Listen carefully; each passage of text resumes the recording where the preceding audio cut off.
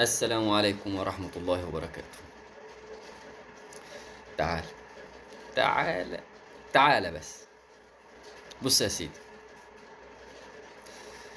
أشرف صبحي وزير الرياضة. وزير الرياضة، بص بيقول لك إيه. بيقول لك: رأينا الأهلي اعترض على مشكلة الحكام في الموسم الحالي، والزمالك في الموسم الماضي اعترض على أزمة المؤجلات. الزمالك تحمل هنا قراره وتم تطبيق قرار الرابطة عليه، والأهلي يجب أن يتحمل قراره، والوزارة ليس لها دخل في كل هذه الأمور. ماشي، خد التانية وهديك رد احمد شوبير عليها، وبعد كده هرد انا عليك. ماشي، تمام. خد التانية. يقول لك ايه؟ قال لك ايه؟ مشكلة القمة هي مشكلة مؤسسات. تمام. الاهلي مؤسسة كبيرة وملك للشعب المصري. مين اللي عنده نادي مثل الاهلي وكذلك الزمالك؟ ماشي، معاك لحد هنا. رد احمد شوبير على وزير الرياضة، قال لك ايه؟ احمد شوبير: أشرف صبحي وزير الشباب والرياضة لبرنامج الوش التاني مع شوبير: الكرة المصرية مشكلتها الهيصة، ويجب أن يكون دور اتحاد الكرة ورابطة الأندية أقوى من ذلك. تمام؟ تمام. بص يا أستاذ أشرف صبحي، حضرتك مش محايد. المفروض إنك أنت تستقيل يا إما تقال. ليه؟ اللي يروح المنتخب في تدريبات المنتخب عشان يتفاوض مع زيزو يبقى مش وزير، يبقى خليك في، يعني، مع إدارة نادي الزمالك.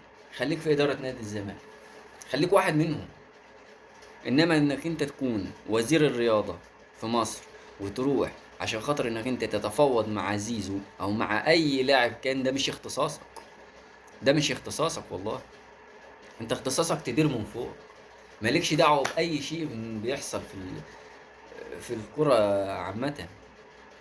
انت ايه اللي يخليك انك انت تروح اساسا المنتخب عشان خاطر انك انت تخلي المنتخب بعيد كله، وانت واخد زيزو على جنب كده وموقف الحرس بتاعك، والصورة باينة وواضحة للدنيا كلها، دي كلها انك انت بتتفاوض معاه.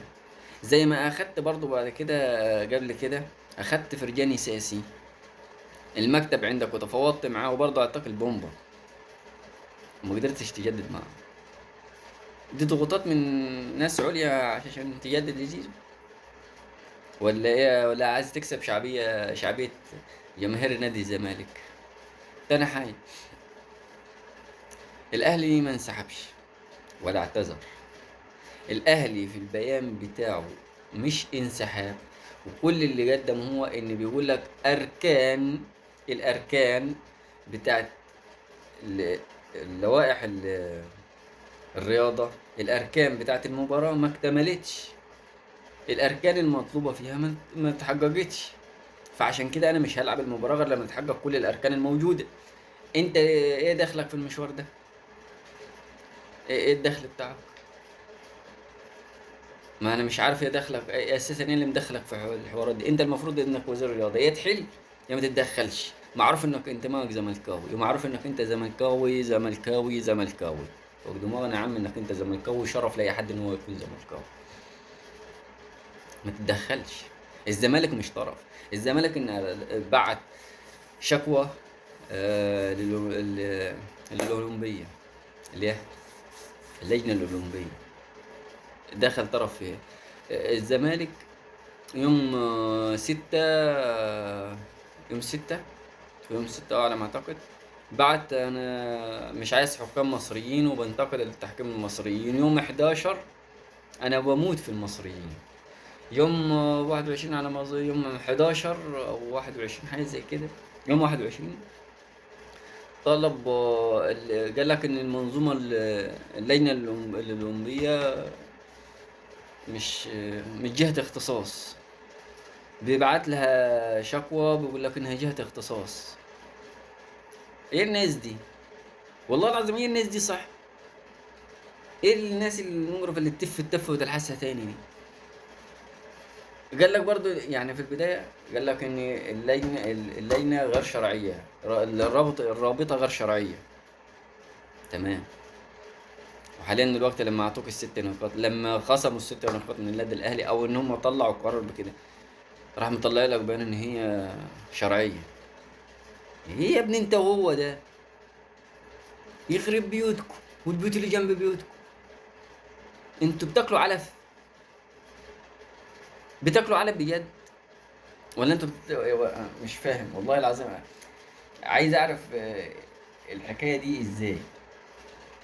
يعني ايه وجهة الاختصاص اساسا في ان وزير الرياضة ان هو يروح يعني يفوض لاعبين في نادي دون عن نادي، ويمدهم بكل الفلوس ويمدهم بكل شيء وامدادات، واللي ويقف معاهم في القرار ويطلع قرار ضد النادي الاهلي واللي ايه. عليها العوض في الرياضة المصرية. طول ما ماسكينها شوية الفسد دول، عليها العوض في الرياضة المصرية. فسد والله العظيم. مش يا ريت جيل بيسلم جيل في الرياضة، لا، هو جيل بيسلم نفسه. يطلع محسن يرجع فوزي، يطلع فوزي يرجع محسن، يطلع فاس يرجع هو هم نفس الاشكال. الانسان ده انا دينا اتولدت وهموت وهم موجودين. مفيش حتى واحد منهم غاير يقول حتى اقدم استقالتي ولا زي ايه ده. الله، اعملوا اللي تعملوا في الرياضة.